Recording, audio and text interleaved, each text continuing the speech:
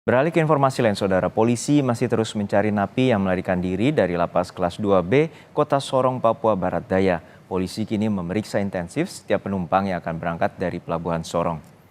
Polsek Pelabuhan Laut Sorong merazia dokumen identitas setiap penumpang yang akan berangkat menuju Manokwari pada Selasa malam.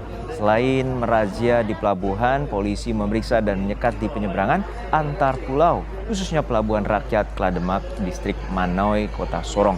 Langkah ini dilakukan untuk mencegah agar tahanan kabur tidak keluar daerah. Menindaklanjuti hal tersebut, kami sudah melakukan upaya-upaya pengetatan di pintu-pintu keberangkatan. Seperti yang tadi kita sudah saksikan, kita sudah mencoba mensortir atau mengecek yang kita duga tahanan-tahanan kabur kemarin. Itu salah satu upaya yang kita sudah laksanakan, karena kami wilayah pelabuhan, salah satunya ada juga di Pelabuhan Rakyat, ada juga kapal di sana yang menuju ke WC dan pelabuhan-pelabuhan lain. Kami tetap melakukan pengawasan dalam hal ini untuk mencegah keluarnya para tahanan yang kabur dari lapas pada hari ini.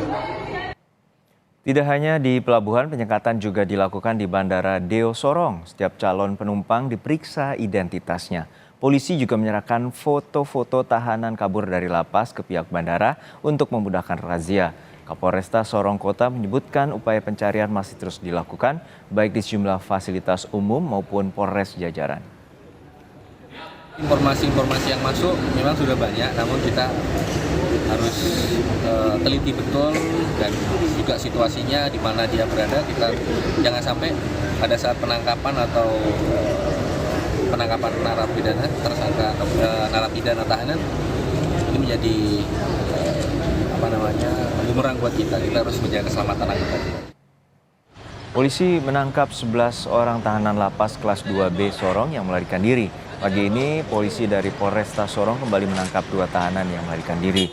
Dari total 53 tahanan yang melarikan diri, ada 11 tahanan yang sudah ditangkap. Polisi juga masih mencari puluhan tahanan lainnya.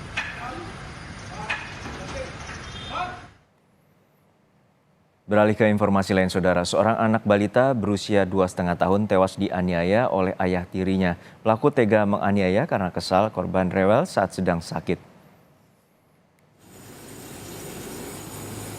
Anak balita berusia 2,5 tahun di Kabupaten Deli Serdang, Sumatera Utara, tewas dianiaya ayah tirinya. Peristiwa tersebut terjadi saat ibu kandung korban sedang bekerja di luar rumah. Korban dititipkan kepada pelaku. Namun pelaku kesal karena korban yang sedang sakit menjadi rewel hingga pelaku menganiaya korban. Meski sempat dibawa ke rumah sakit, nyawa korban tak dapat diselamatkan dan meninggal dunia.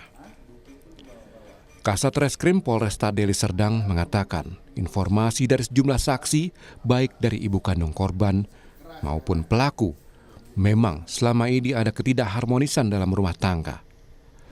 Cekcok yang sering terjadi membuat pelaku secara keji menganiaya anak tirinya. Melakukan olah TKP, kemudian juga membawa korban ke Rumah Sakit Bayangkara untuk dilaksanakan otopsi.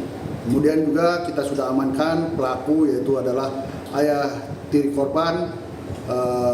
Di saat itu ibu kandung korban sedang berada di luar, sedang bekerja. Kemudian karena